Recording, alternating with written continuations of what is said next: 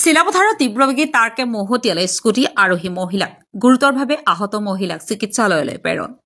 আজি আবেলি চিলাপথাৰ সমীপৰ কঠালগুৰি 15 নং ৰাষ্ট্ৰীয় ঘাইপথৰ ওপৰত সংঘটিত হয় এক ভয়ংকৰ পথ দুৰ্ঘটনা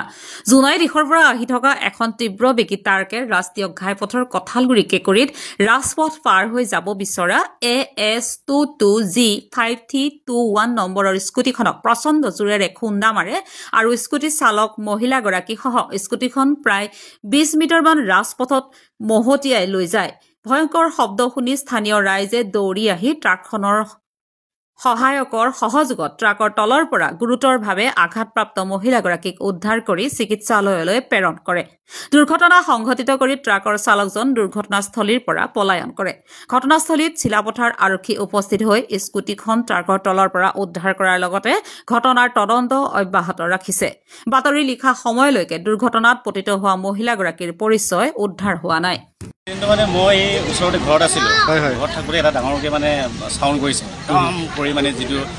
যেনেকৈ চেনগিবেল পেলালে যেনেকুৱা এটা আৱাজ কৰিছে তেনেকুৱা এটা আৱাজ কৰিছে মানে কোৱাৰ লগে লগে মই মানুহবোৰ দৌৰাৰ কাৰণে গম পালোঁ যে কি এক্সিডেণ্ট হৈছে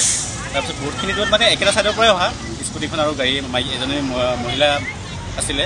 হয়তো নেপালী মানুহ হ'ব নেকি ড্ৰেছ পোছাকটো নেপালী নিচিনা দেখিলোঁ